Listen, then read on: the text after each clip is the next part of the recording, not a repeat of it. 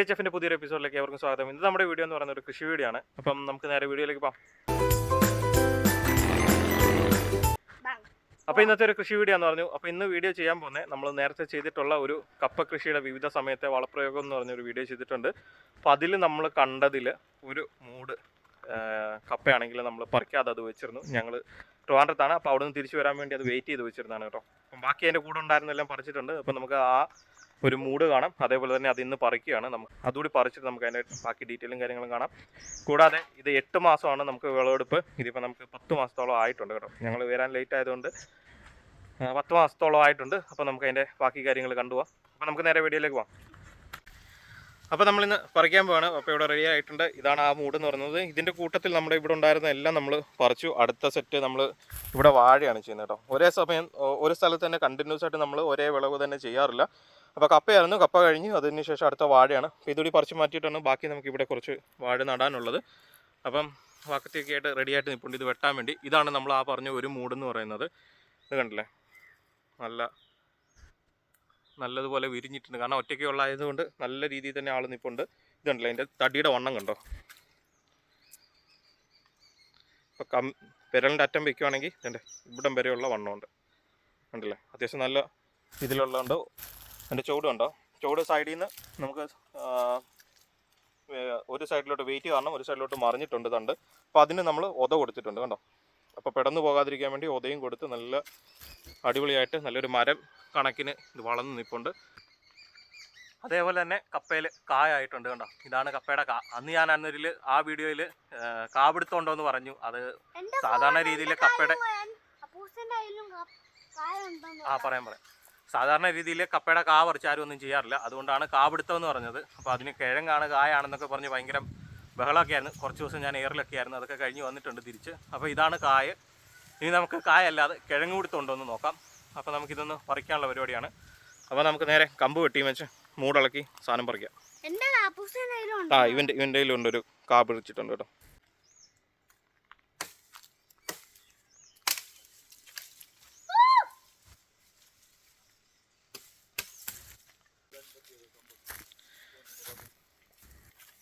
അപ്പോൾ നമുക്ക് ഇതിൻ്റെ തണ്ടുകളൊക്കെ ഒന്ന് വെട്ടിയെടുത്തിട്ട് മാറ്റിയിട്ട് ചുവടൊന്ന് റെഡിയാക്കിയിട്ട് വരാം. അതിനുശേഷം നമുക്കത് മൂടിളക്കാം.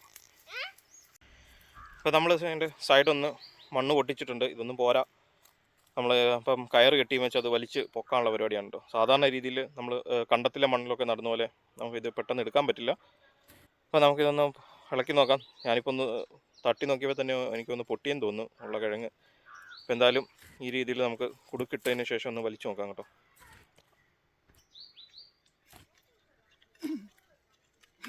അനക്കം മാത്രമേ ഉള്ളൂ, 2 പേര് വേണ്ടി വരും. അപ്പം ഞാനോട് ചെന്ന് പിടിച്ചു നോക്കട്ടെ.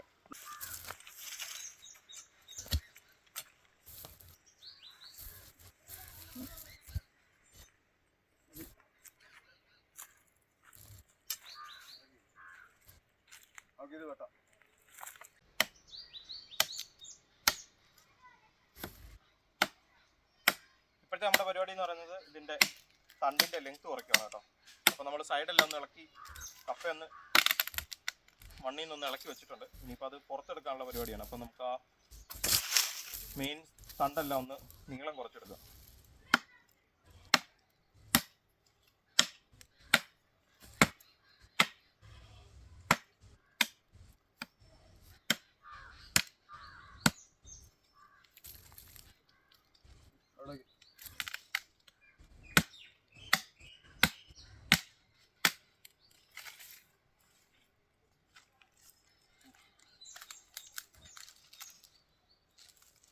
ഇടാം.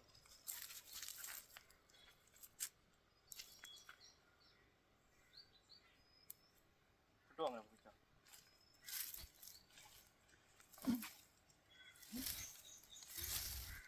ഇവിടെ ഒരു കപ്പയുണ്ട്. ഇത് കൊണ്ടുപോകാം. കൊണ്ടുപോയെല്ലാം തോന്നുന്നു.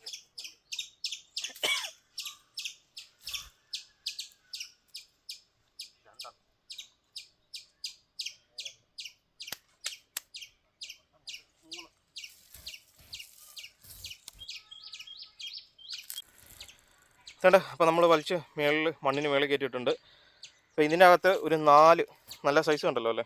അപ്പോൾ ഇതിൻ്റെ അകത്ത് നമ്മൾ കിഴങ്ങിൽ ഒരു 4 എണ്ണം എലി കൊണ്ടുപോയിട്ടുണ്ട്. അപ്പോൾ എലി കൊണ്ടുപോകാത്തത് എത്ര എണ്ണം ഉണ്ടെന്നുള്ളത് നോക്കാം.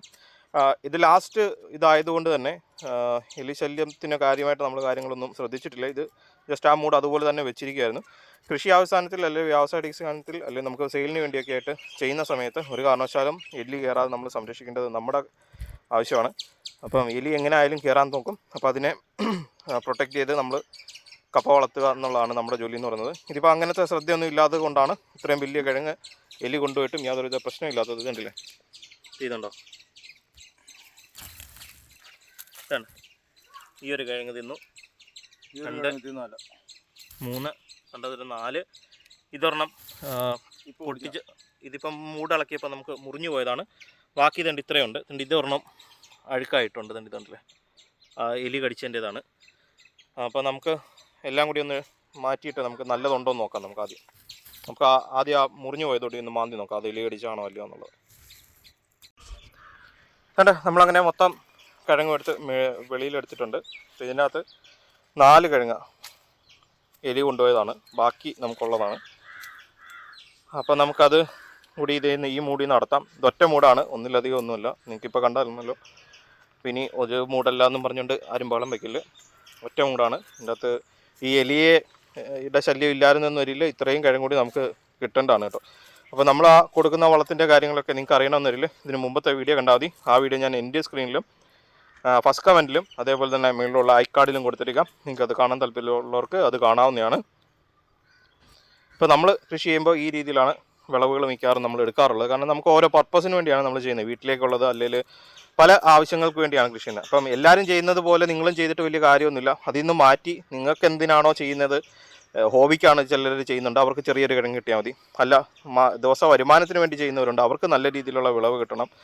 അങ്ങനെയൊക്കെയുള്ള ഓരോ പർപ്പസ് കൊണ്ടാണ് ആൾക്കാർ ചെയ്യുന്നത്. പിന്നെ ആ രീതിക്ക് അനുസരിച്ച് നിങ്ങൾ വളങ്ങളും കൊടുത്ത് കാര്യങ്ങളും ചെയ്താൽ മാത്രമേ നിങ്ങൾക്ക് അതിൻ്റേതായ പ്രോഫിറ്റ് കിട്ടത്തുള്ളൂ. പിന്നെ ഇപ്പോൾ അന്ന രീതിയിൽ എല്ലാവരും കമൻറ്റ് ചെയ്യാൻ തുടങ്ങും, വളത്തിന് വില കൊടുത്തും വെച്ച് ഇത്ര വില വെച്ചിട്ട് ഇത്ര തവണ ഇട്ടപ്പോഴത്തേക്ക് ഇത്ര രൂപയായി, അപ്പോൾ വിൽക്കാൻ കൊണ്ടുപോയി ഇത്ര രൂപ കിട്ടിയുള്ളൂ എന്നൊക്കെ പറഞ്ഞ് വേളം വയ്ക്കും. അതൊക്കെ സർവ്വസാധാരണമാണ്. നിങ്ങൾക്കത് വിൽക്കാനുള്ള മാർക്കറ്റ് ചെയ്യാനുള്ള കഴിവുകൂടി ഇല്ല എന്ന രീതിയിൽ നിങ്ങൾ ഇതിനൊന്നും പോകരുത്. കാരണം അത്രയും വളം കൊടുത്ത് ഉണ്ടാക്കുന്ന സാധനത്തിനെ എങ്ങനെ മാർക്കറ്റ് ചെയ്യണമെന്ന് നിങ്ങൾക്ക് അറിയത്തില്ലെങ്കിൽ നിങ്ങൾ ഈ പരിപാടിക്ക് നിൽക്കരുത്. കാരണം അതുകൊണ്ട് നിങ്ങൾക്ക് ഒരു കാരണവശാലും കൃഷി ചെയ്ത് നിങ്ങൾക്ക് വരുമാനം ഉണ്ടാക്കാൻ വേണ്ടി പറ്റത്തില്ല. ഇപ്പോൾ ഈ പറയുന്നവരൊക്കെ അങ്ങനെ കൊണ്ട് വിറ്റ്, അല്ലെ അവരൊരു ഹോബിക്ക് വേണ്ടി ചെയ്യുന്നവരും വിൽക്കുന്നവരും ഒക്കെ ആയിരിക്കും. അതിൽ നമ്മൾ നോക്കി അതും കണക്ക് കൂട്ടിക്കൊണ്ടിരുന്നാൽ നമ്മൾ അവിടെ ഇരിക്കത്തുള്ളൂ. നമുക്ക് നമ്മുടേതായ വരുമാന മാർഗ്ഗം ഉണ്ടാക്കാനൊന്നും പറ്റത്തില്ല, രക്ഷപ്പെടാനൊന്നും പറ്റത്തില്ല. അപ്പോൾ ഈ എലി കടിച്ച കപ്പയും കാണിച്ചു വെച്ചുകൊണ്ട് വലിയ പ്രസംഗം പറയുന്നു എന്നും പറഞ്ഞ് ഇപ്പോൾ നാളെ ആൾക്കാർ ബളം വയ്ക്കും. അപ്പോൾ എലി കടിക്കാത്ത 1-2 കിഴങ്ങ് കൂടി നമുക്ക് കാണാം. ഇതുണ്ടല്ലേ, ഇതൊരു കിഴങ്ങുണ്ട്, അതൊരു കിഴങ്ങുണ്ട്, അതേപോലെ തന്നെ ഇതൊരു കിഴങ്ങുണ്ട്. അപ്പോൾ ഇത്രയുള്ള 3 എണ്ണം നമുക്ക് കിട്ടിയിട്ടുണ്ട്. പിന്നെ ചെറുത് പൊട്ടും പൊടിയുമായിട്ടുള്ള 1-2 എണ്ണം നമുക്ക് ഉണ്ട്. ഇതുണ്ടല്ലേ, ഇത് എലി കടിച്ചല്ല, ഇത് നമ്മൾ അടത്തിയപ്പം മുറിഞ്ഞു പോയതാണ് കേട്ടോ. അപ്പോൾ അതുകൊണ്ട് എലി കടിച്ചൊക്കെ കണ്ടില്ലേ, ലാവിഷായിട്ട് എലി ഒരു മാസത്തോളം തിന്നാനുണ്ടായിരുന്നെന്ന് തോന്നുന്നു കേട്ടോ. ഇതില്ലേ നല്ല രീതിയിൽ എലി തിന്നിട്ടുണ്ട്. നമുക്കപ്പോൾ ഇതിൽ നിന്ന് മൂടിയിൽ നിന്ന് വെട്ടി മാറ്റിയിട്ട് നമുക്ക് കൊള്ളാവുന്നത് മാത്രം നമുക്ക് നോക്കി മാറ്റാം കേട്ടോ. അപ്പോൾ അതൊന്ന് റെഡിയാക്കി കൊണ്ടുവരട്ടെ.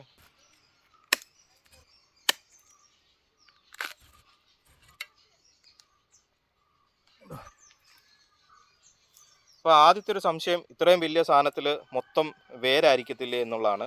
അതായത് നാരായിരിക്കത്തില്ലേ എന്നുള്ളതാണ് നിങ്ങളുടെ സംശയം. ഇത് കണ്ടില്ലേ, ഇതിപ്പം നമ്മൾ അവിടുന്ന് വെട്ടിയെടുത്ത മുട്ടത്തോട് ചേർന്നിട്ടുള്ള ഭാഗമാണ്. അവിടെ കണ്ടില്ലേ, വേരിറങ്ങിയിട്ടില്ല, നാരായിട്ടില്ല. അപ്പം ആ കിഴങ്ങിൽ യാതൊരുവിധ പ്രശ്നവും ഇല്ല. അപ്പോൾ ആദ്യത്തെ ഒരു സംശയത്തിനുള്ള ഉത്തരം കിട്ടിയെന്ന് വിചാരിക്കുന്നു. രണ്ടാമത്തെ കിഴങ്ങ് നമ്മുടെ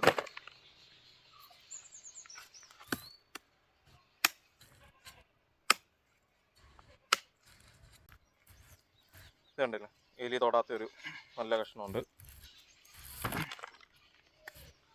ഇനി അതിൻ്റെ അകത്തൊരു 2 പീസ് കൂടി കാണും കേട്ടോ. ഇത് തന്നെ തൂക്കി കാണിക്കാൻ കണ്ടോ എത്ര കിലോ ഉണ്ടോ.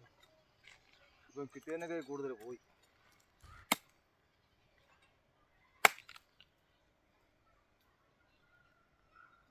ചേട്ടാ, നമ്മൾ വെട്ടിയെടുത്തതിൽ അത്യാവശ്യം നല്ല 2 കിഴങ്ങ് നമ്മൾ എടുത്തിട്ട് ഇപ്പോൾ ഒരു ഫോട്ടോ എടുക്കാൻ വേണ്ടി എടുത്ത കേട്ടോ.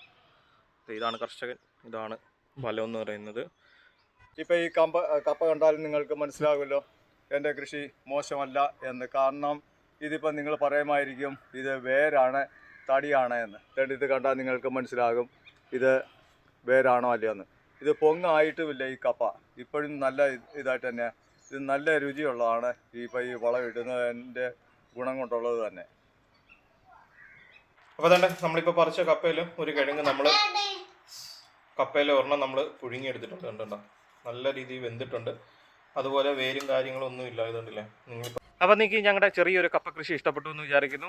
നമ്മളാണെന്നതിൽ ഈ വട്ടം വ്യാവസായിക അടിസ്ഥാനത്തൊന്നുമില്ല കേട്ടോ, നമ്മുടെ സ്വന്തം വീട്ടാവശ്യത്തിന് വേണ്ടിയുള്ളതാണ്. ഇതിപ്പം വെച്ചിരുന്ന ഒരു മൂടെന്ന് പറയുന്നത് ഞാൻ വരാൻ വേണ്ടി ലേറ്റ് ചെയ്തു എന്ന് പറഞ്ഞത് നമുക്ക് ഉണക്കിയെടുക്കാൻ വേണ്ടിയുള്ളതും കൂടിയാണ് കേട്ടോ. അപ്പോൾ അതുകൊണ്ടാണ് ഇത്രയും ഡിലേ ആയത്. അപ്പോൾ എന്നാലും നമുക്ക് നല്ല രീതിയിലുള്ള വിളവും കാര്യങ്ങൾ എലി കൊണ്ടുപോയിട്ട് നല്ല രീതിയിലുള്ള സാധനങ്ങളൊക്കെ കിട്ടിയിട്ടുണ്ട്. നമ്മുടെ ആവശ്യത്തിനുള്ള സാധനമുണ്ട്. അപ്പോൾ നിങ്ങൾക്ക് ഈ ചെറിയൊരു വീഡിയോ ഇഷ്ടപ്പെട്ടു എന്നായിരുന്നു. ഇത്തരം കാർഷിക സ്വന്തമായ ഗാർഡൻ സ്വന്തമായ വീഡിയോകൾ മലയാളത്തിൽ ലഭിക്കുന്നതിന് ഗ്ലോറി ഫാം ഹൗസ് എന്ന് പറഞ്ഞാൽ ഞങ്ങളുടെ യൂട്യൂബ് ചാനൽ സബ്സ്ക്രൈബ് ചെയ്യുക, തൊട്ടടുത്തുള്ള ബെൽ ഐക്കണോട് പ്രസ് ചെയ്യുക. അപ്പോൾ ഒരു കാര്യം കൂടി പറഞ്ഞേക്കാം, നമ്മൾ കപ്പയ്ക്ക് കൊടുക്കുന്ന വളപ്രയോഗത്തെക്കുറിച്ച് അറിയാൻ നിങ്ങൾക്ക് താല്പര്യം ഉണ്ടെങ്കിൽ ആ വീഡിയോ ഞാൻ ഓൾറെഡി എൻ്റെ സ്ക്രീനിൽ കൊടുത്തിരിക്കാം. അപ്പോൾ അതുകൂടി കണ്ടു. അപ്പോൾ ബൈ.